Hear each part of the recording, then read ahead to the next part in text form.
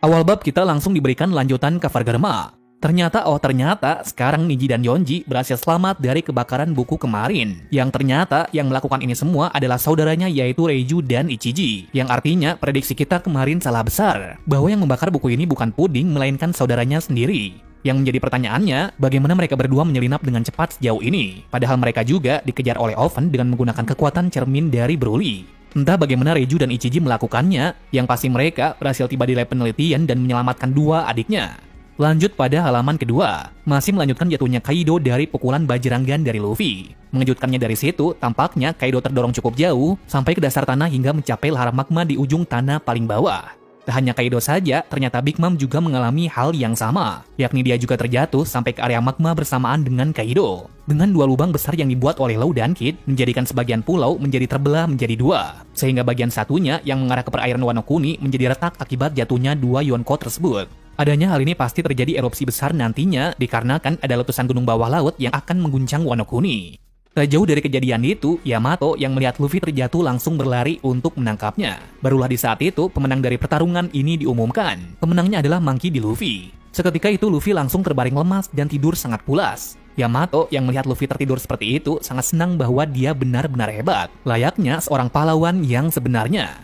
Sementara itu di tempat lain, tepatnya di ibu kota bunga, akhirnya festival yang telah berjalan seharian akhirnya mulai berakhir. Dalam panel kecil kita diberi flashback dari Toko dan Yasui. Toko sedikit membicarakan mengenai sifat dari Yasui, ayahnya yang pemberani. Diketahui pada masa dulunya, ayahnya sangat berani bersikap apapun, walaupun dia sudah tahu dengan statusnya sebagai Shogun Hakumai, yang mana jika identitasnya terungkap, maka dia akan terbunuh dengan sangat keji.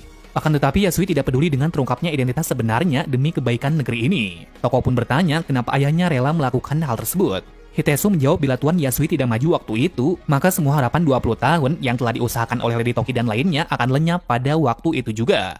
Nah, agar harapan besar yang diberikan oleh Lady Toki kepada Wano Kuni, maka Yasui mengorbankan dirinya sendiri untuk negara ini. Dan ini adalah cara satu-satunya yang bisa dia lakukan sekarang untuk menyelamatkan masa depan negeri Wano. Ketika itu pula baru dilihatkan flashback masa lalu dari Toko dan Yasui. Awal flashback ini ditandai dengan Toko yang sudah tersenyum tanpa henti dalam situasi apapun, yang artinya dia secara tak sengaja memakan buah iblis smile yang gagal. Menyadari keanehan dari anaknya, Yasui merasa sangat sedih, namun dia menutupi rasa sedihnya itu dengan cara meminta sisa apel itu. Yasui malah memakan sisa buah itu agar bisa berbagi tawa bahagia bersama anaknya. Awal mula inilah kenapa Yasui bisa terkena efek buah iblis smile. Karena bila kita ketahui pada masa mudanya, dia adalah orang yang sangat bijaksana dan berhati-hati terhadap apapun. Sejak dari situlah sifatnya mulai berubah seiring berjalannya waktu. Mendengar cerita tersebut, Toko merasa sedikit bersalah. Maka dari itu, sebelum lampion diterbangkan, dia menulis ulang harapan pada lampion tersebut. Lampion tersebut bertuliskan ayah terima kasih atas segalanya yang telah kau berikan. Hitesu kemudian berkata, benar juga itu lebih dari segalanya bagi seorang samurai. Itu adalah penghormatan terbaik. Sedangkan di sudut lain, Nekomamushi terlihat sangat senang melihat lampion yang berterbangan, yang artinya semua ini telah berakhir. Dia pun mengumumkan kepada semuanya yang ada di dalam bahwa tidak salah lagi kalau Kaido sudah dijatuhkan ke dasar tanah oleh tangan besar dari Luffy. Tak hanya keberhasilan itu saja, tetapi Onigashima juga berhasil mendarat dengan selamat bersama Naga Pink, yang tak lain adalah Momonosuke. Tentu saja mendapat fakta itu semua samurai sangat terkejut karena mereka tidak menyangka bahwa Momonosuke memiliki kekuatan seperti itu.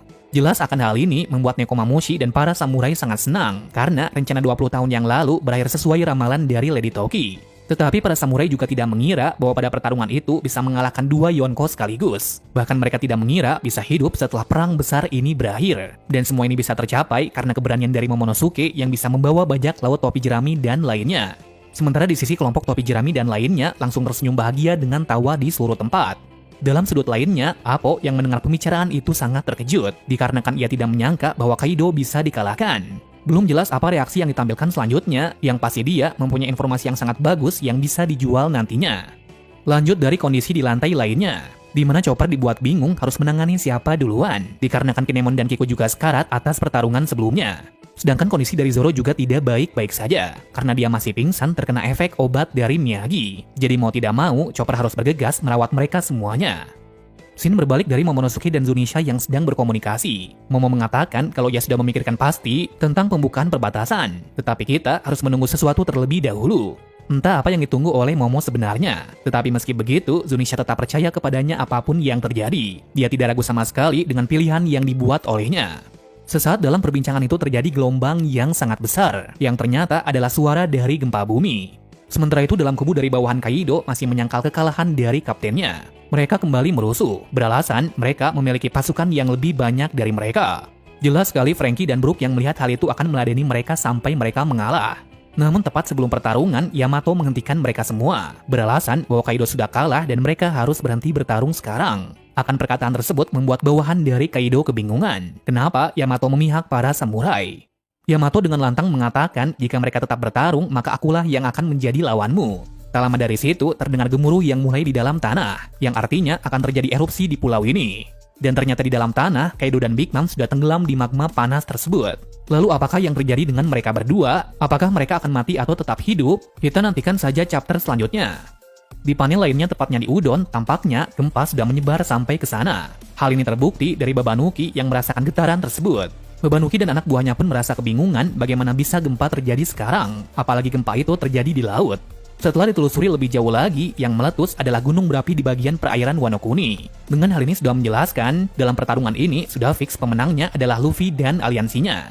Nah, untuk menenangkan keadaan dari penduduk Wano Kuni, Momo pun bergegas ke ibu kota untuk menenangkan mereka semua, bahwa mereka akan baik-baik saja.